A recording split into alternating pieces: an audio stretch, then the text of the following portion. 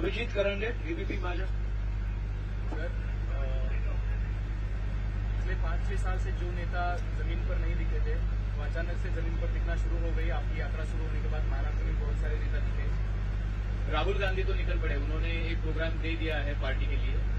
क्या ये प्रोग्राम गांव देहात तक जाने के लिए, क्योंकि यात्रा तो कन्याकुमारी से कश्मीर जा रही है, बहुत सारे तबके तक नहीं जा रही है, तो क्या कांग्रेस का कोई प्लान है आगे वाला कि जो ये यात्रा है हर आदमी तक, हर गांव तक, हर शहर तक, हर तबके तक, हर आदिवासी पाड़े तक जाए और आपका विचार जो है, जो आप बोल रहे हैं वो पहुंचे वहां तक?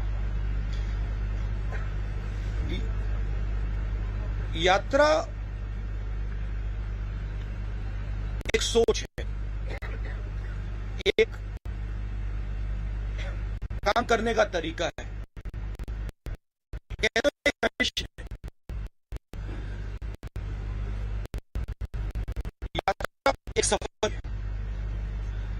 तो मुझे और हम सबको लगा था कि जो बीजेपी की अप्रोच है,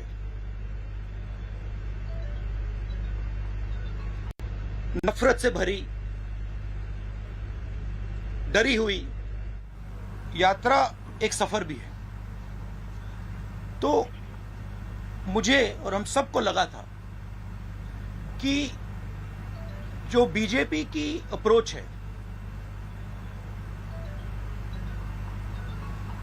नफरत से भरी, डरी हुई, हिंसा फैलाने वाली अप्रोच, उन्होंने हिंदुस्तान को एक इमेजिनेशन दिया है कि देखो ये रास्ता है, देश में नफरत फैलाओ, लोगों को डराओ, गरीबों को कुचलो। उन्होंने ये रास्ता दिया है। यात्रा की कोशिश है और ये यात्रा इसमें सफल हो गई है। यात्रा की कोशिश है कि देश को बताना कि देखिए सिर्फ ये तरीका नहीं है, एक और तरीका है। जयराम रमेश जी ने कहा कि हमने प्रेस से 6-7 बार बात की है। आपने अभी कहा कि बीजेपी के किसी नेता ने कहा कि यात्रा को रोक देना चाहिए। मैंने ये यहां तो नहीं कहा ना कि वो बिल्कुल गलत बोल रहा है, उसको चुप कीजिए, उसको मारिए, उसने कैसे बोला, नहीं। मैं कह रहा हूं देखिए उसकी राय है, अगर वो सोचता है उसको रखे, और अगर सरकार सोचती है कि इस यात्रा से देश को नुकसान हो रहा है तो रोक दो, कोई प्रॉब्लम नहीं है। ये काम करने का एक बिल्कुल अलग तरीका है, प्यार का तरीका। तर या क्षणाला आपण पाहतोय की एका बाजूला राहुल गांधी यांची पत्रकार परिषद सुरू आहे, तर दुसरीकडे राहुल गांधी यांनी स्वातंत्र्यवीर सावरकर यांचा अपमान केलाय। त्यांचा निषेध करण्यासाठी राज्यभरातील मनसैनिकांनी शेगावला जा असे मनसे अध्यक्षांचे आदेश आहेत आणि राज ठाकरेंच्या आदेशानंतर मनसे सरचिटणीस संदीप देशपांडे आणि पदाधिकारी आज संध्याकाळी शेगावसाठी निघणार आहेत। स्वतः संदीप देशपांडे आपल्यासोबत यावेळेला सरचिटणीस जोडले गेलेले आहेत मनसेचे। संदीप, आज तुम्ही संध्याकाळी शेगावच्या दिशेने निघणार आहात, कुठल्या प्रकारचा आदेश यावेळेला राज ठाकरे यांनी दिलेला आहे? मुळात असं आहे की ज्या पद्धतीने स्वातंत्र्यवीर सावरकरांचा अपमान वारंवार करण्याचा प्रयत्न राहुल गांधी करतायत, हा नुसता राष्ट्राचा नाही तर देशाचा अपमान आहे आणि आमच्या महापुरुषाचा अपमान सहन करण्याची आम्हाला शिकवण नाही, तो आम्ही कदापि सहन करणार नाही। आणि त्यामुळे शेगावला जी त्यांची रॅली होणार आहे त्या रॅलीमध्ये निषेध नोंदवायला महाराष्ट्रातले सर्व महाराष्ट्र सैनिक आम्ही तिथे पोहोचू आणि त्याचा निषेध व्यक्त करू। बरोबर आहे, मात्र आतापर्यंत त्यांनी केलेल्या वक्तव्यांवरती ते सध्या ठाम असल्याचं दिसतंय। त्या संदर्भातली यावेळेला थेटपणे पत्रकार परिषदही सुरू आहे आणि त्यामध्येही ते बोलताना दिसतात। त्यामुळे मनसे थेट त्या ठिकाणी जाऊन पुढे काय करणार? आम्ही जाऊन त्यांच्या रॅलीत निषेध नोंदवू ना, जसं त्या दिलाय नोंदवायचा सुद्धा आम्हाला दिलेला आहे लोकशाही अधिकार। आमचाही अधिकार मान्य झाला पाहिजे लोकशाहीने दिलेला। संदीपजी, साधारण किती जणांच्या संख्येनं आपण या रॅलीमध्ये जाऊन आपला निषेध नोंदवणार आहात? महाराष्ट्रातनं सर्व महाराष्ट्र सैनिक हे तिथे पोहोचतील उद्या। नक्कीच धन्यवाद। न्यूज 18 लोकमत बरोबर आपण बोललात त्यासाठी। तर यावेळेला स्वतः संदीप देशपांडे मनसेचे नेते ज्यावेळेला राज ठाकरे यांनी आदेश दिलेला आहे त्या आदेशांचं पालन करत थेटपणे आपण शेगावला जाणार आहोत आणि शेगावमध्ये जाऊन राहुल गांधींची ज्या ठिकाणी ही संपूर्ण रॅली पार पडणार आहे त्या रॅलीमध्ये आपण जाऊन निषेध नोंदवणार असल्याचं त्यांनी सांगितलं आणि लोकशाहीनं आपल्याला दिलेला हा अधिकार असल्याचं देखील न्यूज 18 लोकमतशी बोलताना ते सांगायला विसरले नाही. तर राहुल गांधींच्याच रॅलीमध्ये थेटपणे जाऊन आता मनसैनिक जे आहेत ते सामील होतील आणि आपला निषेधही नोंदवणार असल्याचं दिसतंय. तर दुसरीकडे राहुल गांधी यांची सुरू असलेली पत्रकार परिषद जिचं आपण थेट प्रक्षेपण यावेळेला पाहतोय. तर आपण आतापर्यंत केलेली वक्तव्य असतील, त्याचबरोबर सध्याचं असलेलं सरकार कशा प्रकारचं सरकार हे देशाला मिळालेलं आहे या संदर्भामध्ये बोलत असताना ही भारत जोडो यात्रा आणि त्याचं आयोजन का केलेलं होतं या संदर्भातही सांगताना ते थेटपणे दिसून आले. तर सावरकरांनी आतापर्यंत इंग्रजांना जे पत्र लिहिलं त्याचबरोबर काय काय नेमक्या घटना घडल्या हे सांगण्याचा प्रयत्न केला. पत्रामधून सावरकरांचा माफीनामा जो आहे तो देखील त्या ठिकाणी होता आणि हिंमत असेल तर भारत जोडो यात्रा अडवून दाखवा असं ज्यावेळेला थेटपणे आव्हान दिलेलं आहे. तर याच भारत जोडो यात्रेमध्ये जाऊन आपला निषेध नोंदवण्यासाठी आता मनसैनिक सज्ज झालेले आहेत. स्वतः यावेळेला मनसेचे सरचिटणीस संदीप देशपांडे आणि पदाधिकारी आज संध्याकाळी शेगावसाठी रवाना होत आहेत आणि त्यांनीच या संदर्भातली माहिती न्यूज 18 लोकमतला दिलेली आहे.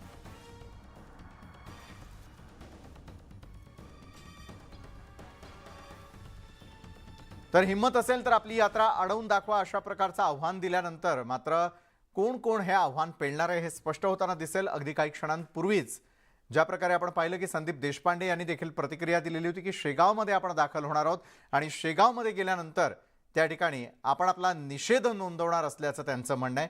सातत्यानं राहुल गांधी हे सावरकरांचा अपमान करतायत. यावेळेला भाजपचे नेते प्रवीण दरेकर देखील आपल्याबरोबर जोडले गेलेले आहेत. प्रवीण दरेकरजी, हिंमत असेल तर यात्रा अडवून दाखवा असं थेटपणे आव्हान यावेळेला राहुल गांधी देतात. नाही, मला वाटतं त्यांच्या यात्रेला प्रतिसाद मिळत नाही आणि त्याच्यामुळे यात्रा अडवा म्हणजे आमची यात्रा त्या ठिकाणी प्रसिद्धीस येईल अशा प्रकारच्या अपेक्षानंच यात्रा अडवणं हे त्यांनाच हवंय असं यातून या ठिकाणी दिसतंय. बरं, मला वाटतं या ठिकाणी उत्स्फूर्तपणे यात्रा काय त्यांना पळवून लावलं पाहिजे महाराष्ट्रातनं. कारण छत्रपतींच्या या भूमीत पुन्हा येऊन तो सावरकरांच्या संदर्भात नोकर होते आणि सगळं पुन्हा त्या केलेल्या वक्तव्याचा पुनरुच्चार करणं म्हणजे याला मगरुरी बोलतात. आणि या महाराष्ट्रामध्ये त्या ठिकाणी आम्ही काही बोललो खपवून घेतलं जातं अशा प्रकारचा त्यांचा भ्रम असेल तर कशाचीही पर्वा न करता त्याचे दुष्परिणाम त्यांना भोगावे लागतील. मग यात्रा अडवणं असो किंवा इतर काही गोष्टी असतील आणि मख्खपणे बाजूला राज्याचे प्रदेशाध्यक्ष बसलेत, त्या बाजूला बाळासाहेब थोरात बसलेत.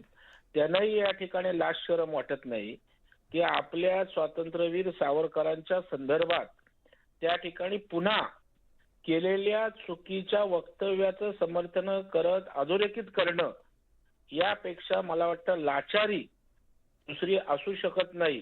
कारण तसं वक्तव्य दोघांच्या उपस्थितीत होतंय हे मला वाटतं दुर्दैवी आहे आणि काँग्रेसला या भारत जोडो यात्रेचा फायदा नाही.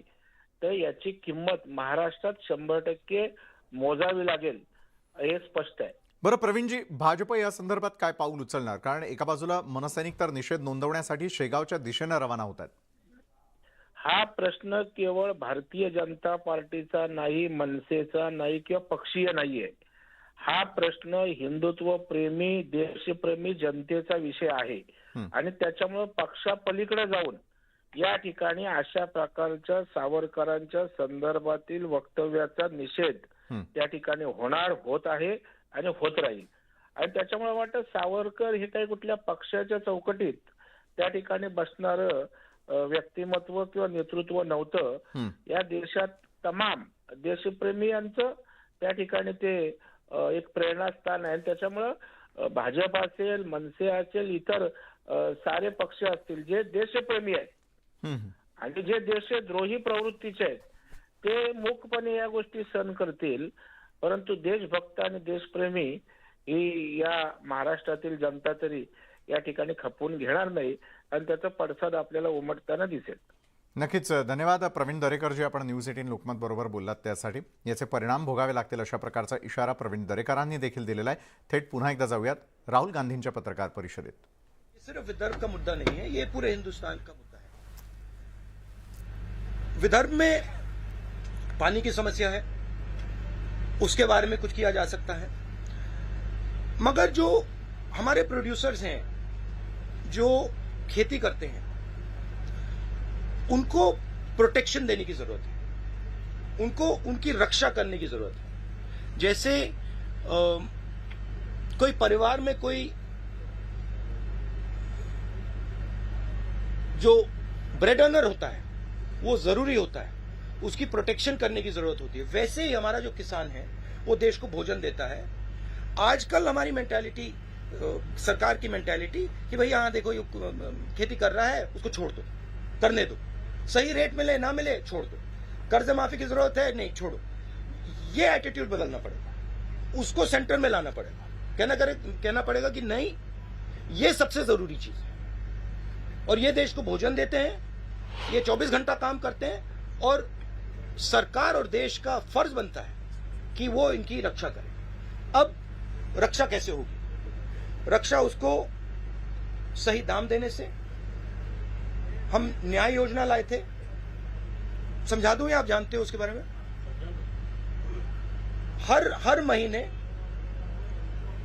हिंदुस्तान के सबसे गरीब लोगों को डायरेक्ट बैंक अकाउंट में पैसा, 72,000 रुपए साल के हर फैमिली को। तो उससे गरीब किसान के नीचे एक फ्लोर, फर्श बन जाएगा, उसके नीचे वो गिर ही नहीं पाएगा। तो नीचे आपने उसको मिनिमम पैसा दे दिया, कम से कम पैसा, और साइड से आपने उसकी रक्षा की। आपने उसको जब उसको कर्जे की जरूरत, जब उसके कर्जा ज्यादा हो जाए, आप सेंसिटिविटी से सुनो, आप उसकी बात समझो। जब उस पर प्रेशर आता है आप उस प्रेशर को रिलीज करो। तो ये सब काम बहुत आसानी से किया जा सकता है। हमने यूपीए की सरकार में ये काम किया था। और आप विदर्भ के किसान से पूछो, जब विदर्भ को दर्द हो रहा था, यूपीए ने एकदम यहां पे पैकेज दिया था। अखिलेश मिश्रा नवर। राहुल जी, उत्तर प्रदेश में पार्टी आपकी बहुत कमजोर होती जा रही है, आपकी यात्रा उड़ान से क्यों नहीं जा रही है?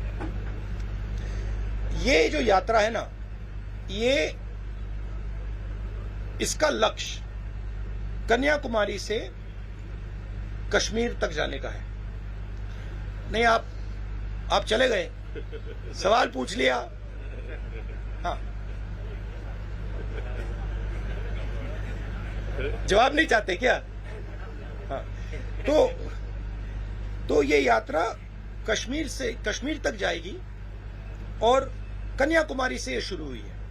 अब मुझे पता नहीं ये किसने बात बोल दी कि ये यात्रा उत्तर प्रदेश से नहीं निकलेगी। मुझे नहीं मालूम किसने बोला है, क्योंकि दिल्ली के बाद ये यात्रा उत्तर प्रदेश से निकलेगी। उत्तर प्रदेश से हरियाणा जाएगी, हरियाणा से पंजाब जाएगी, पंजाब से जम्मू जाएगी। तो पता नहीं ये मिस इन्फॉर्मेशन कौन फैला रहा है, मगर ये यात्रा यूपी में जाएगी।